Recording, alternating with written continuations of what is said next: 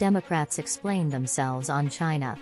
Biden has yet to find the rhetoric to describe his views on America's global rival, and that's a big problem. President Joe Biden likes to sum up his approach to China with a snappy mantra: competition, not conflict. He used that construction at the G20 summit last fall in Bali, Indonesia, after meeting with Xi Jinping to revive their strained relationship. Biden deployed it again in his State of the Union address this month, days after sending warplanes to destroy a Chinese spy balloon off the Atlantic coast. When I asked Representative Raja Krishnamoorthi, the top Democrat on the new Select Committee on U.S.-China Relations, whether he thought that formula captured the state of affairs, he paused. "I hope it does," Krishnamoorthi said, taking time to choose his words.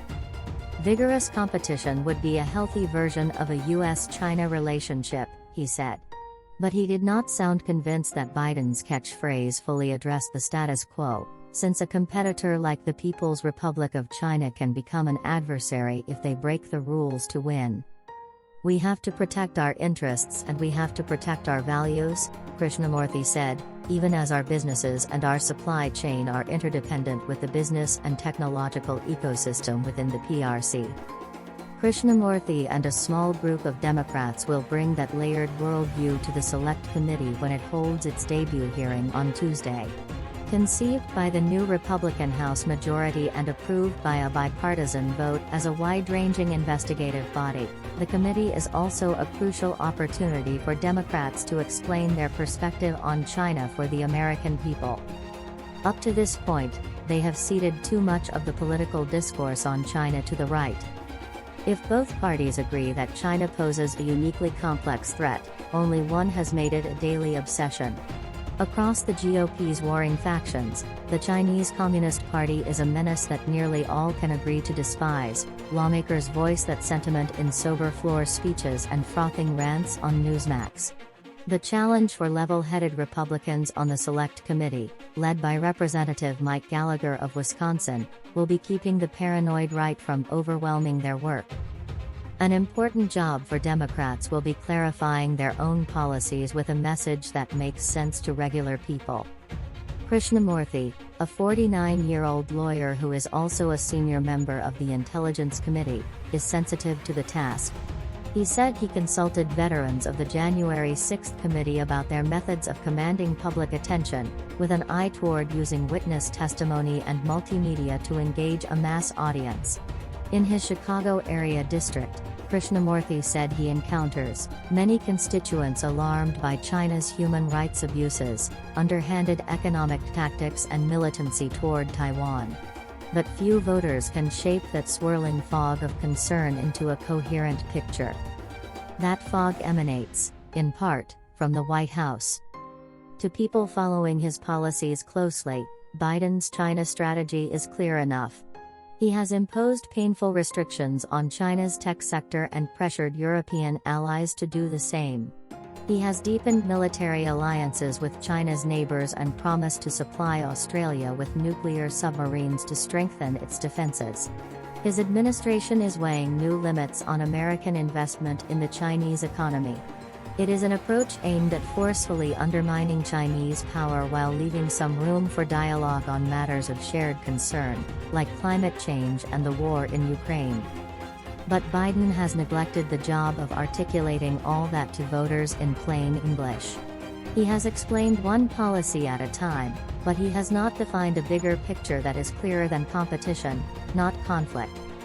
Sometimes that verbiage is risibly inadequate, like when Kamala Harris told my colleague Eugene Daniels, after the Air Force downed the spy balloon and then the Secretary of State canceled a trip to Beijing, that nothing needed to change in U.S.-China relations.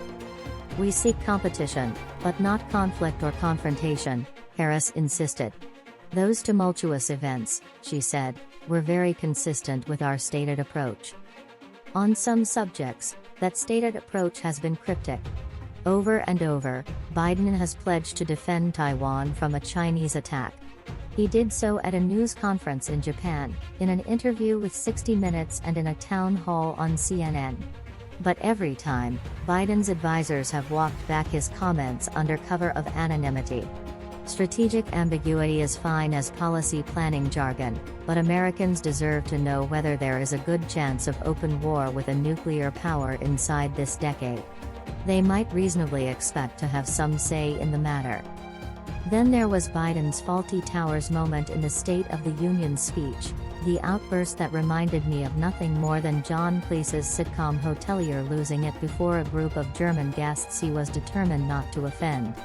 Biden followed his script for a while, enunciating tight phrases about resolute competition with China, don't mention the new Cold War, until the polite facade collapsed.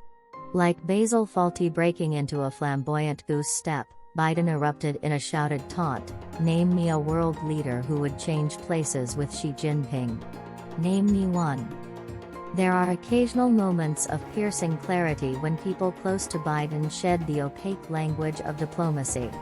An example came last week when on a conference call with several columnists, the Secretary of Commerce, Gina Raimondo, described the strategic imperative to make the United States a tech manufacturing superpower. On the call, Raimondo urged a national mobilization to build America's semiconductor industry into a global force. After she invoked America's World War II-era drive for nuclear technology and the space race of the 1960s, I pointed out that those happened in the context of America facing off against evil empires.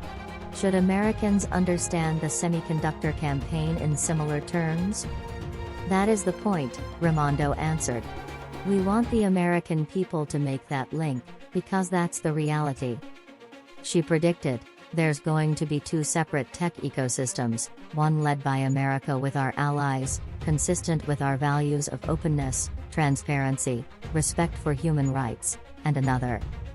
I guess the lesson is, if you want a picture of the future, ask a member of the cabinet. Biden's China strategy would probably make for good politics if Americans understood it.